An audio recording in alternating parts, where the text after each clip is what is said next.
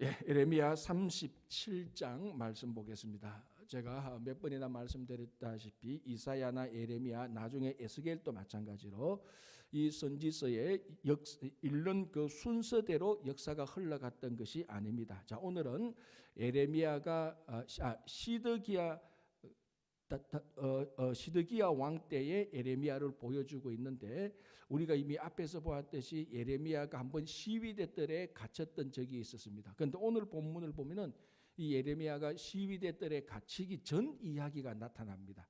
그러니까 이런 것들이 막 이렇게 뒤죽박죽 시대적으로 뒤죽박죽 되어 있으니까 이 예언서를 읽을 때 좀 혼돈이 되는데요. 그래서 너무 시대적으로 이게 어느 것인가 이 앞뒤가 맞나 안 맞나 거기에 예민할 필요가 없다는 것입니다. 오늘은 시드기야 왕 때에 예레미야와 시드기야 왕 이 사이에 일어난 일들을 우리들에게 보여주고 있습니다. 자, 먼저 37장 1절을 보겠습니다. 요시야의 아들 시드기야가, 자, 요시야가 왕이죠. 요시야의 아들 시드기야가 이 시드기야는 요시야의 네 번째 아들입니다. 네 번째 아들 요시야의 아들 시드기야가 여호야김의 아들, 여호야김은 또 시드기야의 두 번째 아들이죠. 원래 엘리야김이죠. 엘리야김의 아들 고니야, 이 고니야가 여호야긴이라고 말했습니다. 지금 그러니까 이게 여호와아스 빼고 세 명의 왕 이름이 다 동시에 나타났습니다. 18대 왕, 19대 왕, 20대 왕이 그대로 나타났습니다. 여호와아스, 그러니까 요시야 왕의 세 번째 아들은 언급되지 않고 두 번째,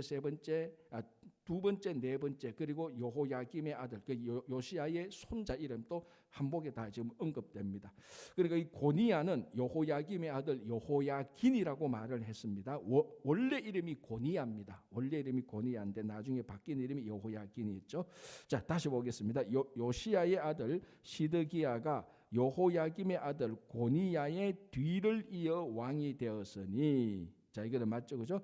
이는 바벨론의 느부갓네살 왕이 그를 유다 땅의 왕으로 삼음이었더라. 자, 바벨론의 느부갓네살 왕이 여호야긴 다음에 왕으로 삼은 사람이 시드기야였습니다. 그러니까 여호야긴 또는 고니야와 시드기야와의 이 관계가 어떤 관계라고요? 삼촌 조카 관계라고 말했습니다. 그죠? 근데 이제 이 시드기야가 남유다의 마지막 왕이고 그 앞에 여호야긴 왕이었는데, 이 여호야긴이 이제 시드기야의 조카였는데 이 사람이 고니야인데 이 사람이 바벨론에게 포로 잡혀가게 됩니다. 이게 2차 포로라고 말을 했습니다. 이때에 에스겔도 같이 잡혀갔다고 말을 했습니다. 1차는 여호야김 때 붙잡혀갔는데 이때는 다니엘이 그때 붙잡혀가게 됩니다. 근데 이렇게 1차, 2차로 갖고 이제 2차로 이제 멸망되었고 3차, 오늘 시드기야 왕 때에 이제 3차로 멸망돼서 완전히 멸망되는데, 이게 1차, 2차, 3차를 가만히 볼 때에 2차 때 데미지가 제일 컸던 것으로 보여집니다. 근데 실제로 2차 여호야긴 왕 때에 느부갓네살 왕이 쳐들어와서 여호야긴을 포로로 잡아가고 이 왕과 함께 그 나라에서 가장 유명한 장인들, 그 기술자들이죠. 뭐 온갖 것을 뭐 다 만드는 그 오늘날로 말하면 진짜 예술가들입니다. 예술가의 장인들, 한국말로 말하면 무형문화재 이런 사람들이죠. 그런 사람들을 다 데리고 갔고, 그리고 아주 훌륭한 신하들, 장군들, 이 사람들을 다 데려갔습니다. 근데 실제적으로 나라가 망한 것하고 별반 다르지 않습니다. 많이 데려갔고, 그렇게 이제 나라의 기운이 완전히 떨어졌죠. 뭘 보면 알 수 있는가 하면은, 자, 여호야긴 다음에 삼촌 시드기야 요시야의 막내 아들을 누가 왕으로 세웁니까?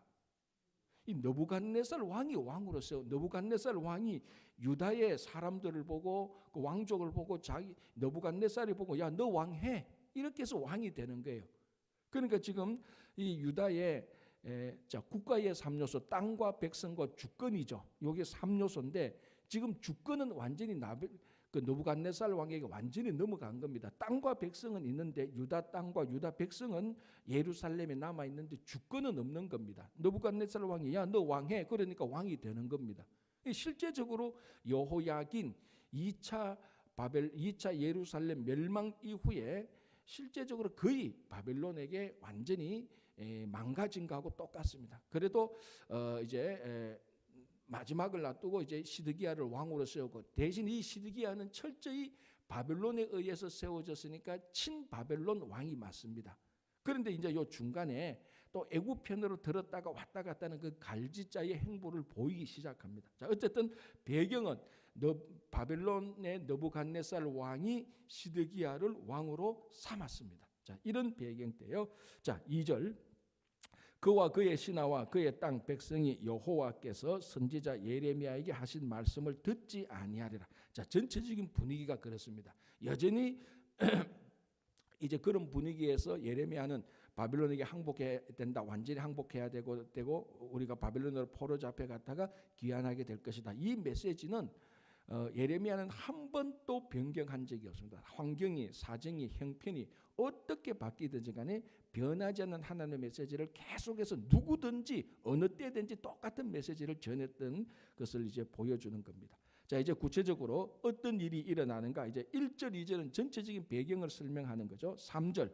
시드기야 왕이 셀레마의 아들 여후갈과 마세아의 아들 제사장 서바냐, 그러니까 이 시드기야 왕이 자기 측근의 신하 2명을 예레미야에게 보냅니다. 예레미야에게 보내 청하되 너는 우리를 위하여 우리 하나님 여호와께 기도하라 하였으니 그때에 예레미야가 갇히지 아니하였으므로 백성 가운데 출입하는 중이었더라. 자, 시드기야 왕이 자기 신하 2명을 예레미야에게 보내서 야, 너 우리를 위해서 기도해야 된다. 지금 특별한 상황이다. 이렇게 말을 하고 있습니다. 두 가지를 알 수 있습니다. 첫 번째, 요시야 왕의 아들, 그러니까 17대 여호아스, 여호야김, 여호야긴, 시드기야, 이 4명의 왕이 있었는데 이제 다 뭐 그 나라가 다 기울게 되는 그때의 왕이었죠.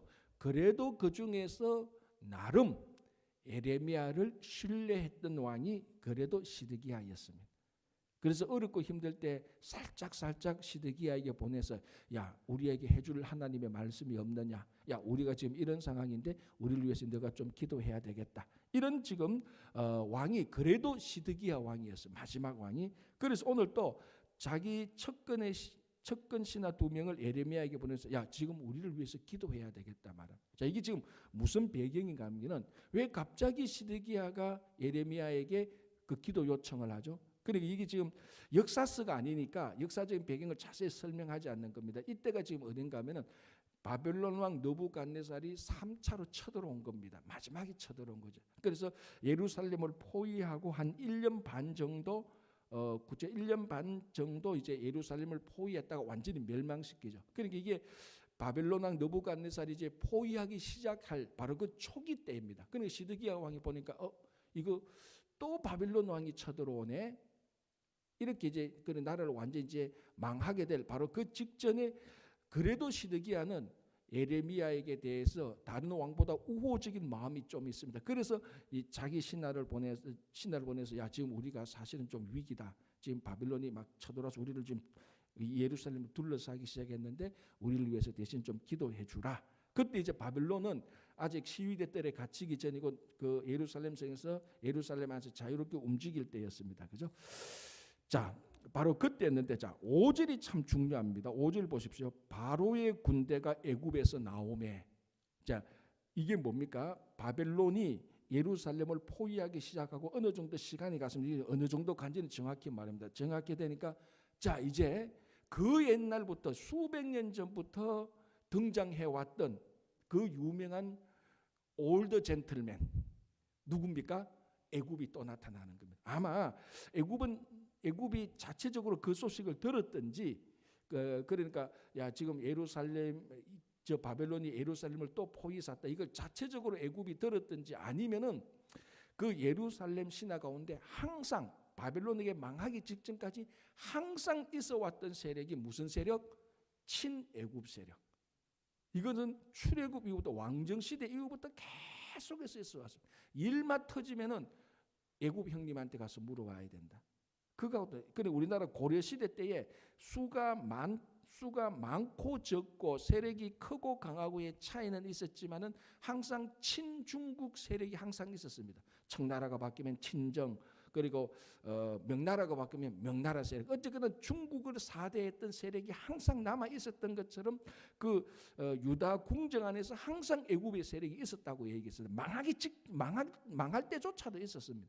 아마 그 가운데 어떤 사람이 또 애굽에게 사신을 몰래 보냈거나 메시지를 몰래 보냈거나 우리말로 비둘기에 편지 써서 보냈거나 그런 둘 중에 하나입니다. 어쨌든 애굽이 그걸 알고 또 군사를 몰고 확 올라옵니다. 그러니까 바벨론이 그걸 예상치 못했든지 갑자기 놀랐든지 잠시 바벨론이 물러갑니다. 애굽이 들어오니까. 그러니까 우리가 충분히 상상할 수 있겠죠. 그러니까 애굽 궁정의 친애굽 세력들이 봐라, 그래도 우리를 지켜주는 것은 구간이 명간이다. 봐라, 그래도 애굽이 올라오니까 바벨론이 물러가지 않느냐. 우리는 애굽하고 이 4대 관계를 지울 수가 없어. 그래서 애굽의 신이 우리의 신이요, 바알이 우리의 신이요. 너희들 뭐라 그래도 실제로 일 터져봐, 애굽이 우리를 도와주잖아. 지금 그런 사람들이 박수를 칠 때였습니다. 자, 요때에 무슨 일이 일어났느냐. 우리가 앞에서 에레미야 34장에 무슨 일이 우리가 뭘 살펴봤는가 하면은 시드기야 왕 때 하나님께서 명령을 하셨습니다. 너희들 가운데 왜 너희 동족을 노비로 삼느냐. 기억나죠? 34장? 이거 다시 읽어야 됩니까? 아니죠. 34장 할 때 너희들이 왜 동족을 노비로 삼느냐. 신명기 율법에 의하면 동족을 노비로 삼아서 안 된다고 말했어요. 그래서 노비를 풀어주라 그랬습니다. 그래서 시드기야 왕 때 노비를 풀어줍니다. 이때가 언젠가 하면 바벨론이 예루살렘을 포위하기 시작할 때. 그러니까 막 형편도 안 되고 안 좋으니까 하나님의 말씀을 또 이 정치적으로 보니까 위태로우니까 노비를 풀어줍니다. 자체적으로 자기 동족 노비를 풀어주는데 애굽이 오니까 바벨론이 또 물러가요. 그러니까 풀어줬던 노비를 다시 들어와. 괜히 풀어줬다 너희들 다시 우리 집 와서 일하고 빨래하고 설거지해. 바로 요때가 그때입니다. 34장에서. 기억나죠? 이번 주간에 했는데 기억 안 나면 안 되는데 기억나죠? 그래서 하나님께서 다시 화를 냈잖아요. 왜 너희들은 동족을 노비로 풀어주라고 해서 풀어주는데 왜 또 다시 동족을 노비로 삼느냐. 내가 너희들을 바벨론 손에 넘기겠다 말했습니다. 그죠? 그래서 그것도 굉장히 중요한데 바로 그때 분위기가 요때였습니다. 바벨론이 쳐들어와서 예루살렘을 포위하기 시작했는데 애굽이 또 오니까 바벨론이 잠시 아차하면서 잠시 물러갔습니다. 잠시 물러갔다가 다시 오는 거죠. 그러니까 큰 흐름 속에서 바로 그 역사적인 배경을 말합니다. 자, 그래서 5절 다시 볼게요. 바로의 군대가 애굽에서 나오며 예루살렘을 에워쌌던 갈대아인이 바빌론 군사죠. 갈대아인이 그 소문을 듣고 예루살렘에서 떠났더니 완전히 떠난 게 아닙니다. 잠시 한 발자국 두 발자국 물러간 걸 말합니다. 자, 6절 여호와의 말씀이 선지자 예레미야에게 임하여 이르시되.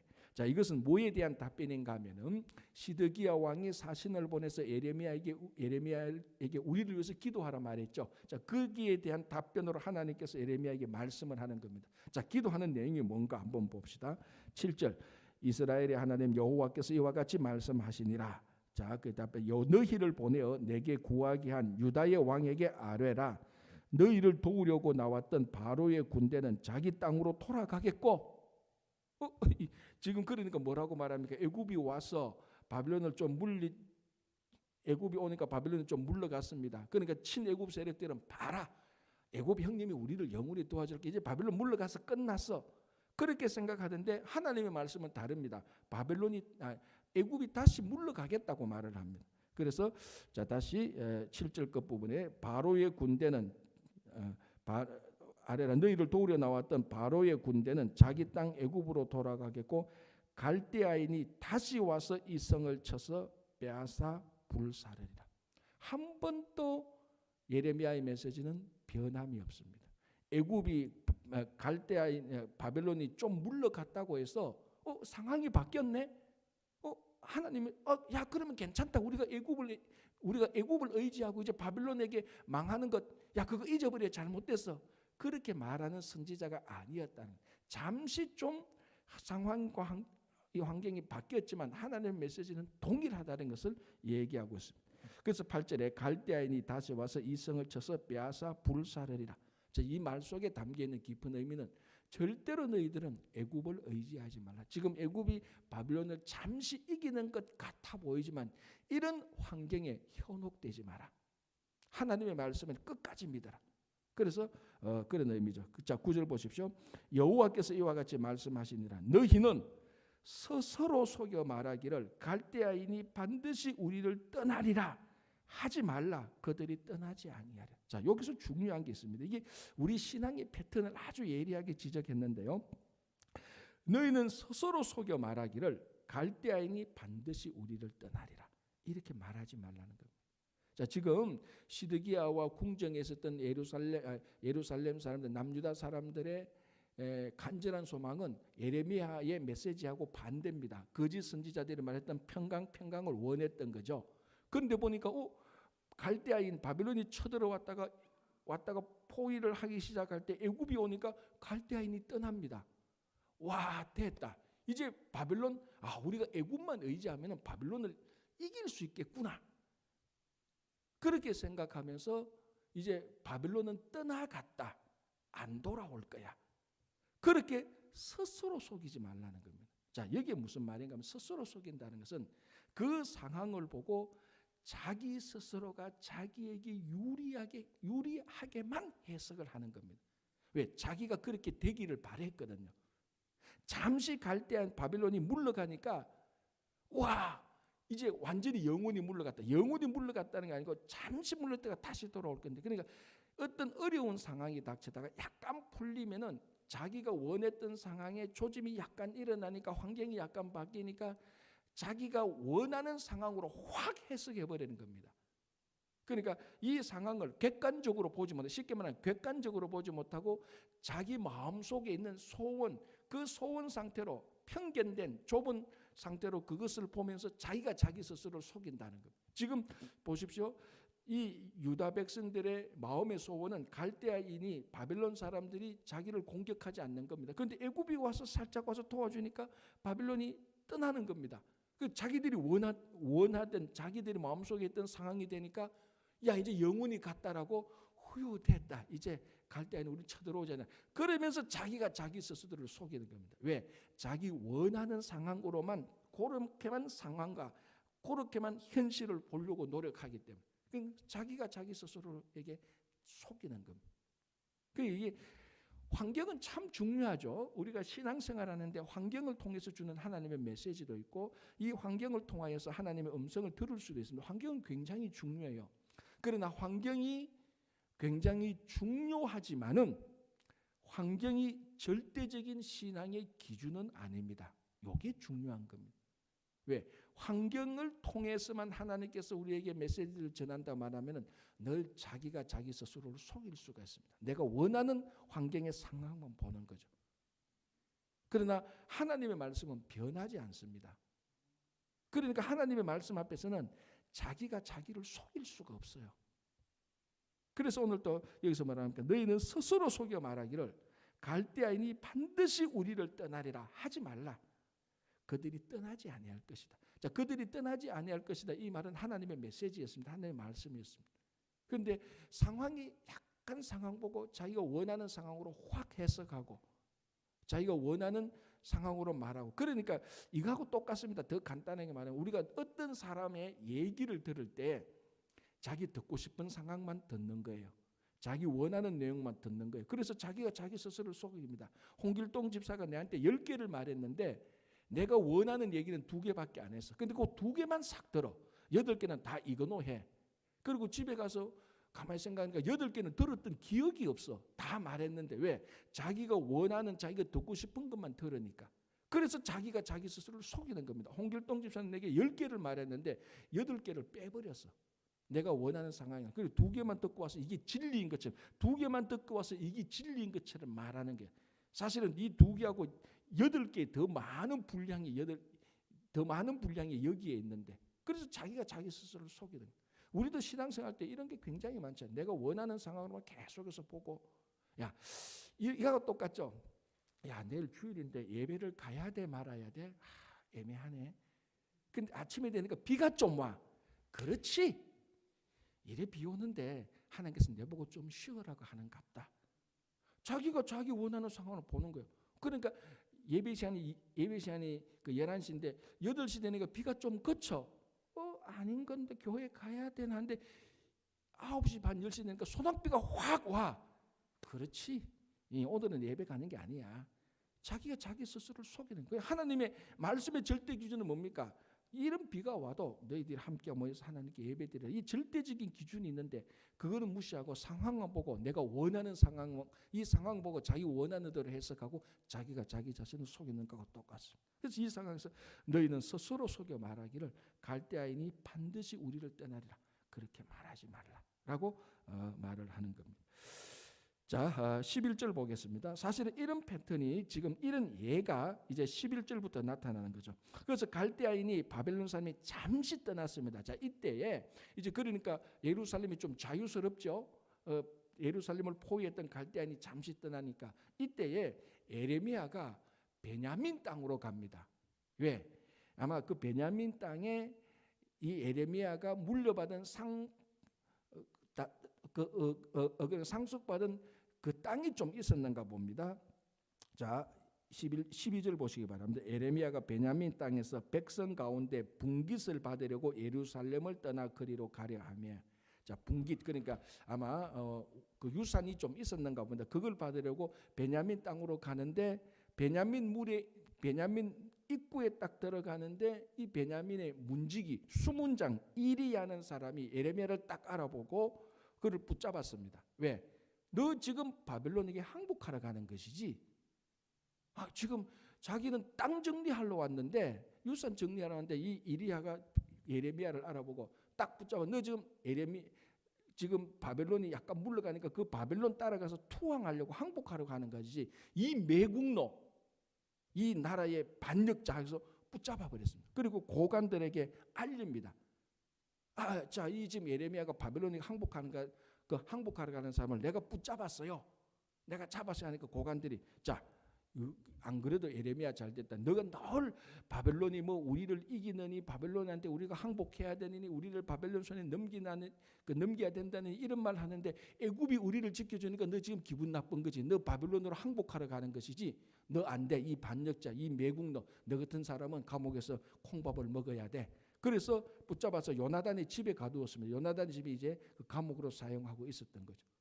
괜히 베냐민 쪽으로 가다가 이거 오해받아서 편견으로 감옥에 갇히게 돼요. 그러니까 자, 이 수문장, 이리야라는 수문장 그리고 고관들 예레미야를 보는 관점을 보십시오.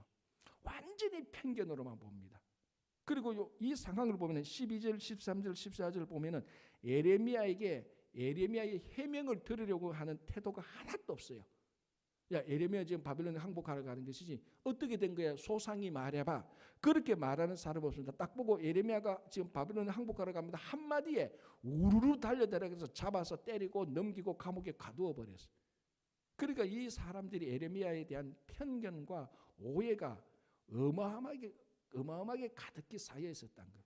그래서 결국 감옥에 갇히게 되는데 두 가지. 첫 번째 한 가지는, 자, 이런 상황 가운데서 예레미야가 상속받을 땅을 정리하러 간다는 게 앞뒤가 좀 안 맞죠. 지금 예레미야는 강력한 메시지가 뭡니까? 바벨론에게 망한다. 지금 바벨론이 잠시 물러갔지만 그래도 바벨론이 또 와서 우리를 완전히 멸망시킬 것이다. 누구보다도 그 땅에서 바벨론에게 망할 것이라는 확신을 가진 사람이 예레미야인데 땅 정리 그 상속받은 땅을 정리하러 베냐민으로 간다. 이게 앞뒤가 맞지 않습니다. 그런데 우리가 요거 비슷한 일을 앞에서 한번 봤죠. 무슨 일입니까? 아나도스의 밭을 자기가 고엘이 되어서 자기 조카로부터 그 땅을 샀습니다. 아니, 망하는 나라에, 지금 바빌론에게 망하는 나라에 망한다고 했던 자기가 그 땅을 다시 사요. 그리고 또 베냐민에 있는 상속받을 것을 또 정리하러 가요.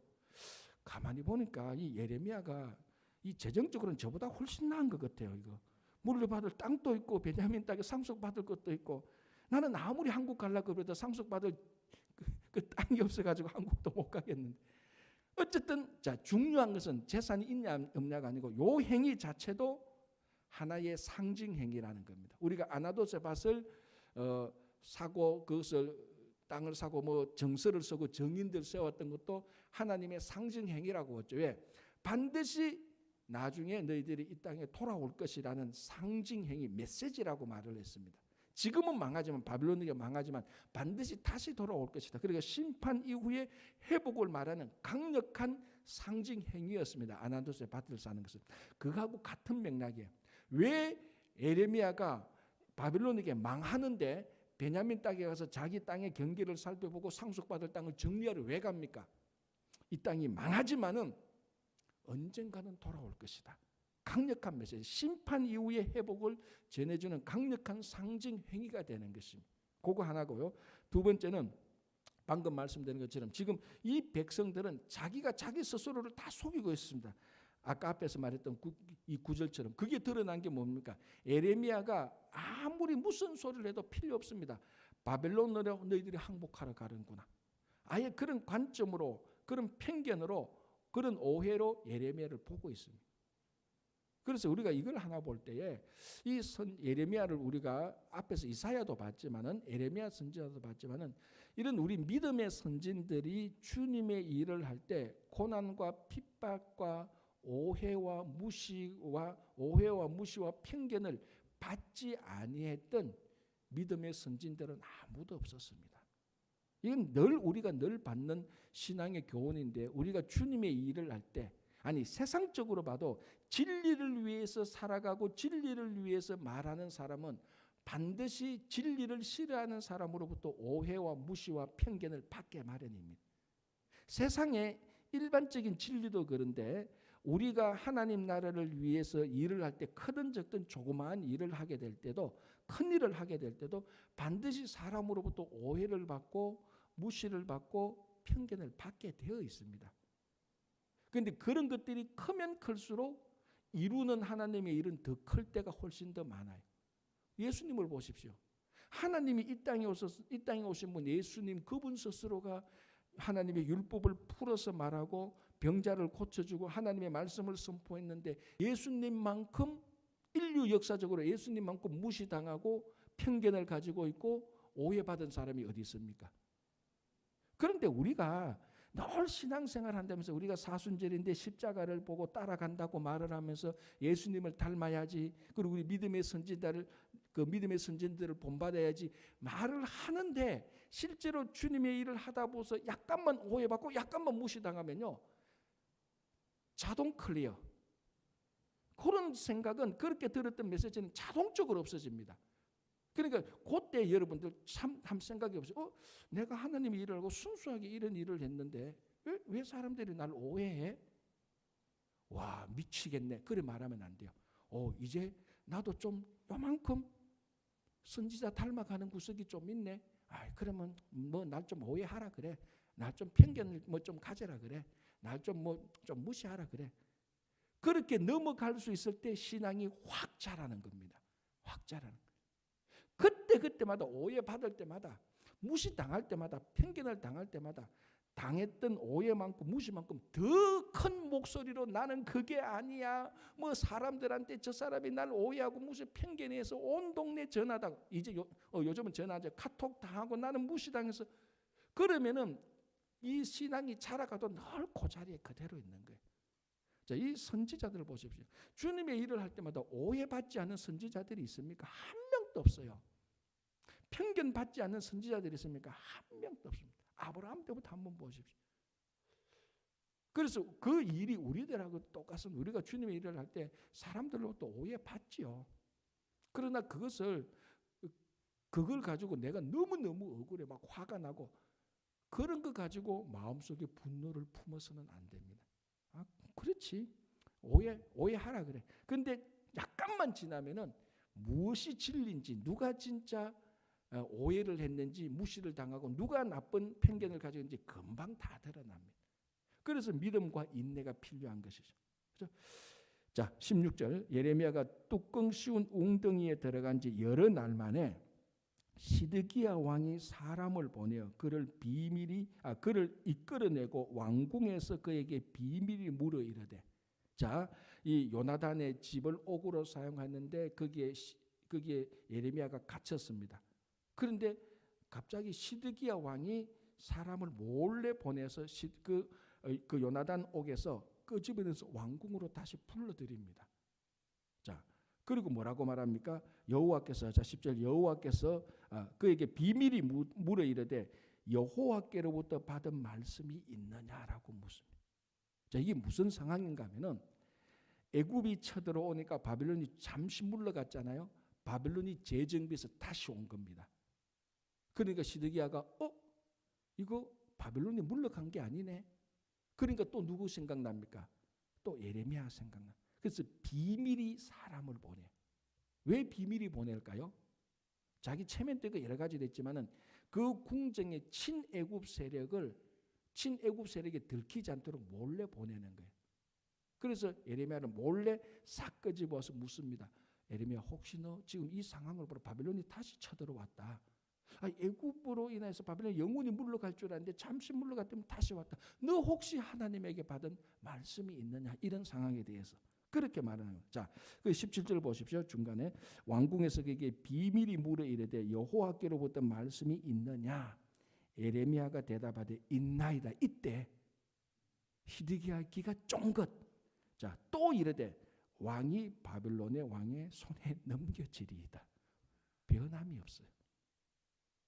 하나님께서 완전히 작정하셨습니다. 18절, 예레미야가 다시 시드기야 왕에게 이르되 내가 왕에게나 왕의 신하에게나 이 백성에게 무슨 죄를 범하였기에 나를 오게 가두었나이까. 왕이시여. 그러니까 이게 이 안에 담겨진 것은 이 예레미야가 요나단 그 베냐민 땅으로 가다가 오해를 받아서 누명을 써서 요나단 집에 갇혔다는 것을 왕이 알고 있다는 것을 예레미야가 감을 잡았어요. 왕이시여. 우리말로 하면 이거예요. 왕이시여, 나 좀 억울합니다. 이런 식이죠. 내가 뭐 잘못했는데 여기에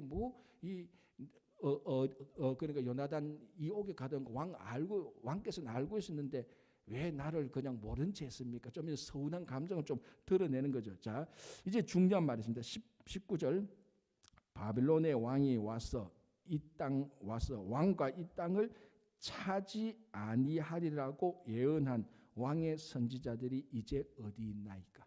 그러니까 우리가 앞에서 봤던 거짓 선지자들, 평강이라고 말했던 그 선지자들은 다 어디 있나이까? 그 선지자들 다 제쳐두고 왜 내게 왔습니까? 내게 말한 하나님께서 내게 주신 메시지는 동일합니다. 이 예루살렘을 바빌론에게 넘길 것입니다. 라고 계속해서 그렇게 말하고 있는 것입니다.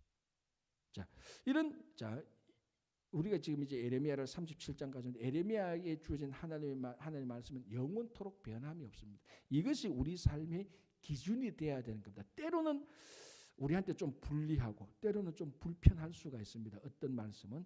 그러나 그 불리하고 불편한 말씀은 하나님은 우리를 괴롭게 하고 우리를 망가뜨리려고 주신 말씀이 아니었다는 것은 계속해서 우리가 알 수 있습니다.